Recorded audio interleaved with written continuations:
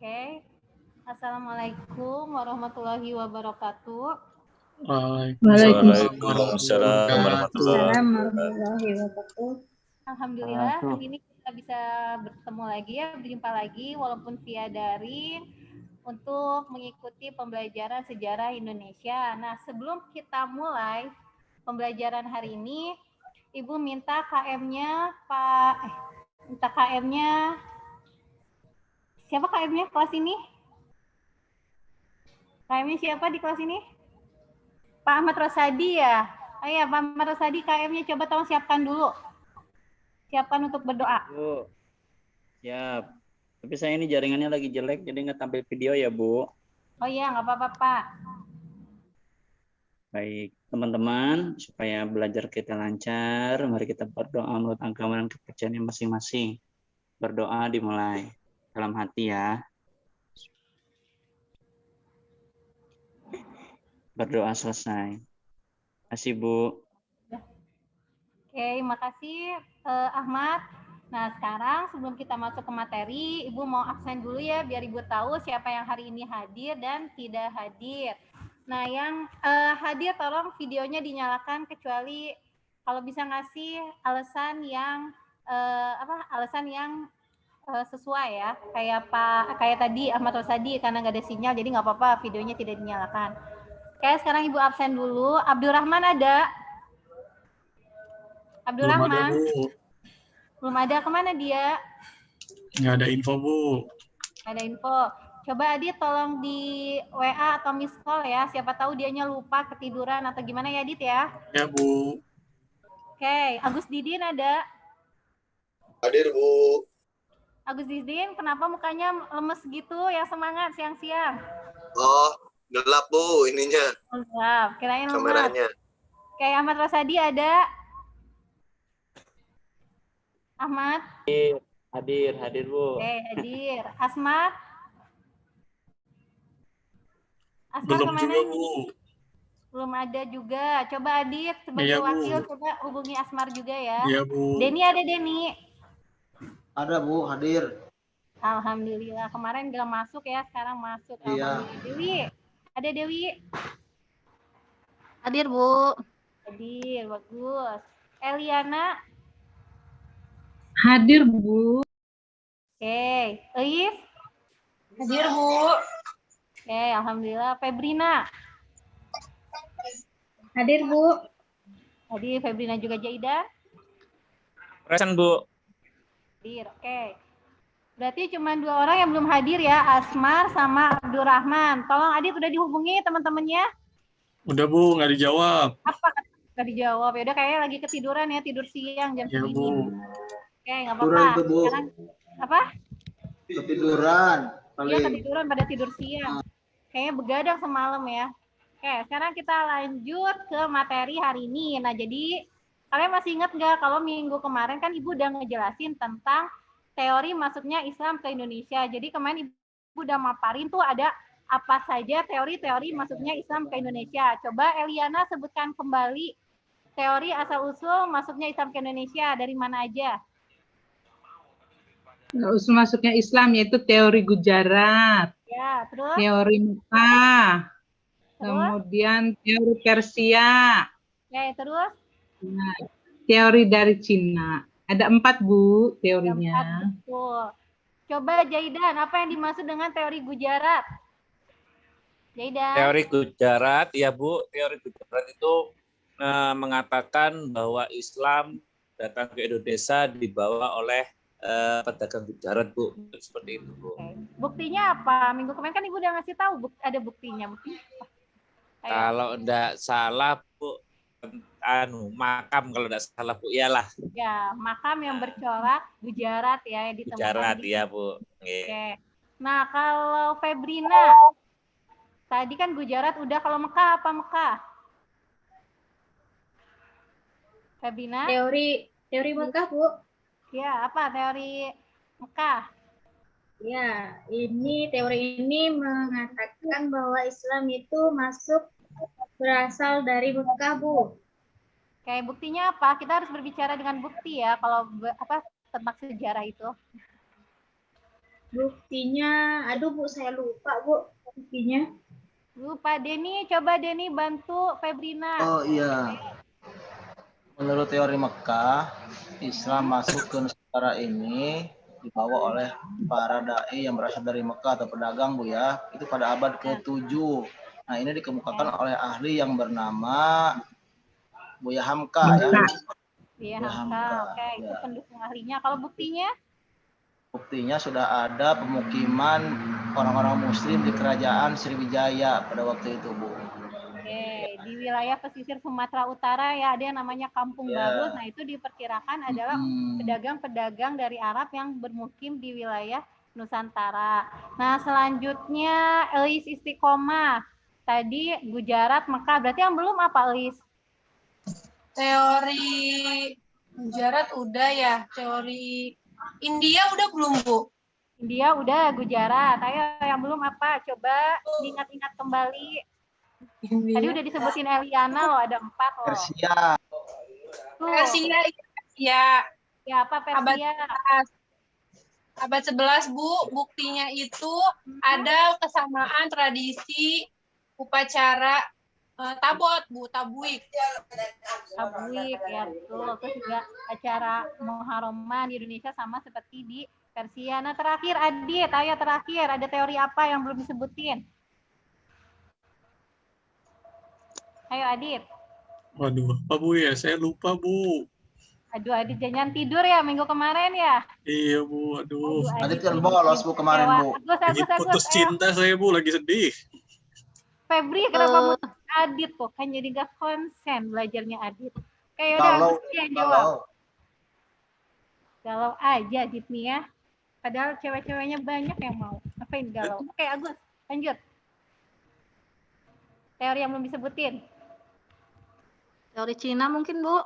Nah, betul Dewi, teori Cina. Apa teori Cina? Itu Islam berasal dari Cina ya, Bu ya? Nah, buktinya? Buktinya itu ada nuansa Islam yang masjid itu ada yang seperti apa tuh? Peninggalan Cina kayak bangunannya gitu, Bu. Ya, jadi ada di Indonesia ini masjid-masjid yang bercorak Cina ya. Salah satunya adalah Masjid Laksamana Cengho yang ada di Sampokong, Bu. Apa? Sampokong, iya itu. Yang Sampokong itu. Yang di Semarang ya, Bu, di Semarang. Oh iya Semarang, nggak terlalu galau berarti minggu kemarin. Nah, jadi minggu kemarin kita udah ngebahas tentang teori-teori masuknya Islam ke Indonesia. Nah, dari masuknya Islam ke Indonesia lama-kelamaan akhirnya berkembang semakin banyak penduduk Indonesia yang beragama Islam sehingga akhirnya muncullah pada abad ke-13 kerajaan-kerajaan bercorak Islam di Indonesia. Nah, sebelum Ibu masuk ke kerajaan-kerajaan bercorak Islam ke Indonesia, Ibu mau ngasih tahu ke kalian apa sih tujuan Ibu memberikan materi sejarah hari ini. Nah, jadi tujuan pembelajaran hari ini ada 5. Yang pertama, peserta didik mampu menjelaskan kerajaan-kerajaan Islam di Indonesia. Yang kedua, peserta didik mampu menganalisis kerajaan-kerajaan Islam di Indonesia, lalu juga mampu membandingkan kerajaan-kerajaan Islam di Indonesia, serta menyajikan karya tulis tentang proses masuknya agama dan kebudayaan Islam ke Indonesia, dan terakhir menumbuhkan rasa nasionalisme bagi peserta didik. Kenapa dengan belajar ini kalian bisa memunculkan rasa nasionalisme? Karena dengan kalian belajar di masa lalu tentang kesultanan-kesultanan, salah satunya yang akan kita bahas hari ini, kalian akan sadar bahwa ternyata di masa lalu ini kita merupakan bangsa yang besar. Kita menjadi salah satu pusat, baik pusat perdagangan, baik pusat pendidikan agama Islam pada masanya. Jadi sudah dari dulu Indonesia merupakan bangsa yang besar, menjadi pusat perhatian dari negara dari bangsa-bangsa lainnya. Nah itu, jadi dengan kalian belajar materi ini, semoga kalian menjadi bangga dan cinta terhadap tanah air. Nah, jadi kesultanan apa sih yang akan kita bahas pertama kali hari ini? Nah, ada 2 kesultanan yang akan kita bahas, yaitu Kesultanan Samudra Pasai dan Kesultanan Aceh Darussalam. Nah, kalian lihat di sini, ini peta Indonesia. Ibu tadi udah nyebutin bahwa kita akan ngebahas tentang Kerajaan Samudra Pasai dan Kerajaan Aceh. Ibu yakin kalian tahu Kira-kira di mana sih letak kerajaan pertama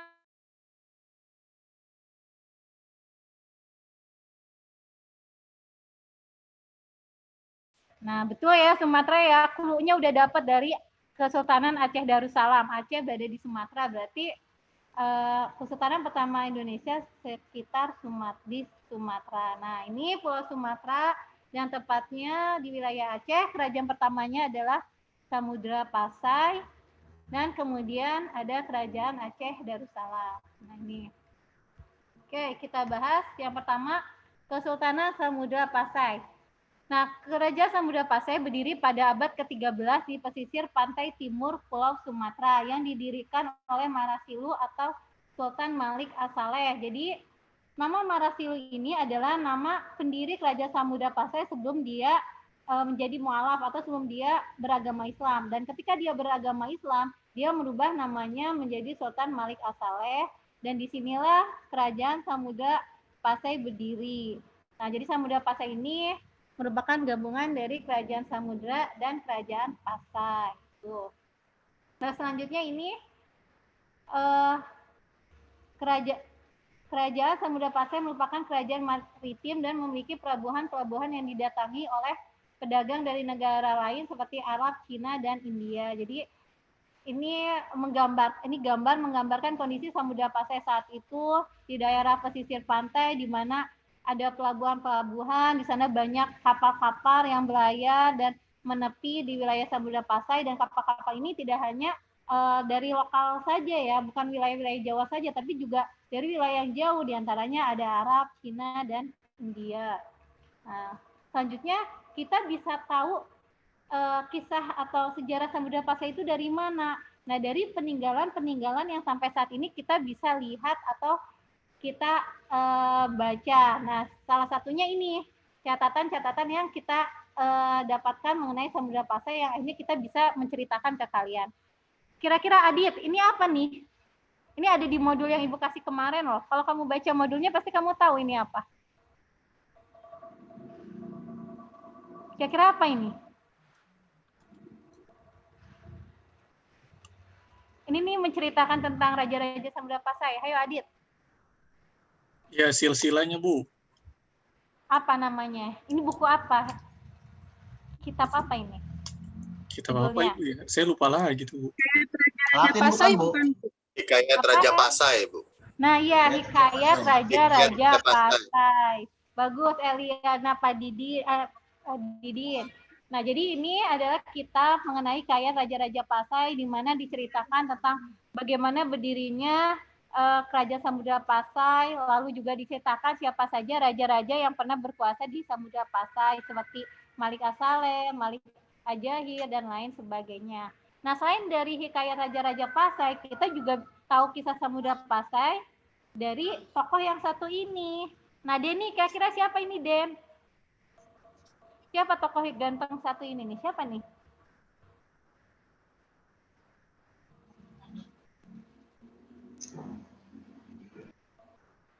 Ibnu Battuta, Bu ya? Nah, Adit hebat. Nah, ini Ibnu Battuta. Keren.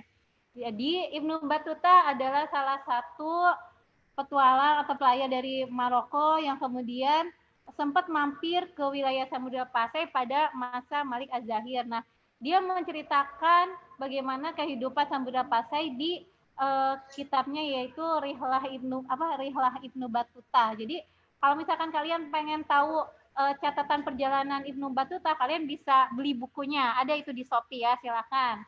Kalau pengen tahu. Nah, selain Ibnu Battuta juga ada Marco Polo yang menceritakan ketika dia singgah di Samudra Pasai selama kurang lebih 5 bulan. Nah, ini Ibu singkat aja ya Samudra Pasai karena yang banyaknya udah ada di modul. Nah, selanjutnya kita bahas Kesultanan Aceh Darussalam.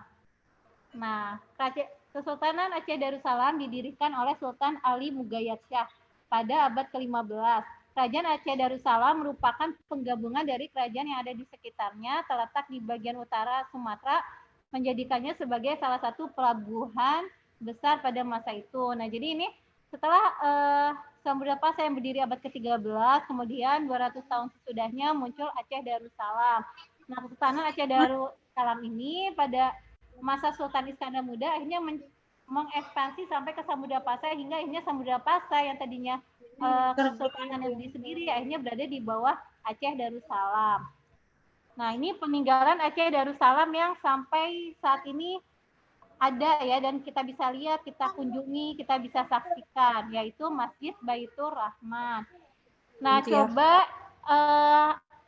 Eliana punya apa yang kamu bayangkan mengenai Masjid Baitur Rahman? Ini masjid sangat fenomenal ya, karena tidak terhempas oleh sejarah, sampai sekarang masih berdiri. Apa kira-kira? Ini masjid yang dibangun pada era tahun 1800-an. Ya. Walaupun sudah dibakar sama kolonialisme Belanda, tapi akhirnya dibangun kembali dan tetap mempertahankan arsitektur Aceh zaman dulu. Itu aja yang saya tahu, Bu. Oke, bagus Eliana. Jadi ya, ini masjid pernah berdiri kokoh, kemudian dibakar oleh Belanda, akhirnya dibangun kembali oleh Belanda, tapi kemudian diterjang oleh tsunami Aceh, tapi tetap berdiri ya, alhamdulillahnya. Jadi kita bisa tetap bisa tetap melihat peninggalan Aceh Darussalam. Nah, selanjutnya Ibu punya tugas buat kalian. Nah, coba kalian isi lembar LKPD kalian mengenai politik, ekonomi, dan sosial budaya mengenai Kesultanan Samudra Pasai dan Kesultanan Aceh Darussalam. Ibu kasih waktu 30 menit, nanti Ibu tunggu tugasnya di email Ibu ya. Nanti setelah itu Ibu minta salah satu untuk mempresentasikannya. Sok, silakan kerjakan.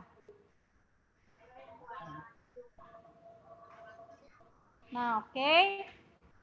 Ini sudah ada yang mengumpulkan ya.